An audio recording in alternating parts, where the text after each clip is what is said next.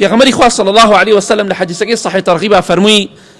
إن لله عتقاء في كل يوم وليلة يعني في رمضان. للرواياتك صحيح ترغيبها فرمي دبارة لله عند كل فطر عتقاء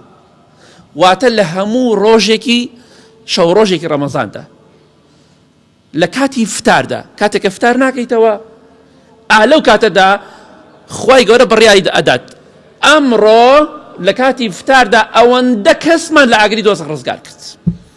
همو روجك بوي همو كات لكاتي فتار بلي خواي قال لو كسانا بقري كإستليم خوشة بقردن لأقري دوسخ رزقار دكي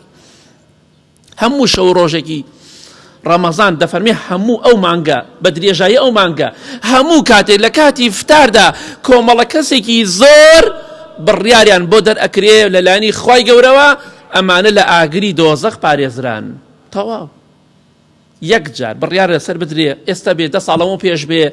تەمەن باقی بێ 10 ساڵی تر بێ پێش مردنت یەک ڕۆژێک لەو ڕەمەزانە لە کاتی فتادا بەر بڕیارەکەی خوا بکەوی تەواو بەختەوەری دنیا قیامەتی ئینشاءڵڵا.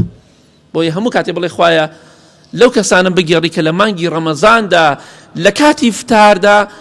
گردنم ئازاد دەکەی لە ئاگری دۆزەخ ڕزگارم دەکەی لە ئاگری دۆزەخ. پێت خۆشم هەواڵە کەواتە ڕۆژوگرتن خێر و بەرەکەتە بەهۆی یەک ڕۆژێکە گرتوتە یەک ئێوارەکە خوا بڕیارێک دەرەکەوت ناوی تۆشی تایە ئەو لیستەیەکە خوا بڕیاری لەسەر داوە بێگومان ناوی تۆشی تیا بوو ئیتر تۆ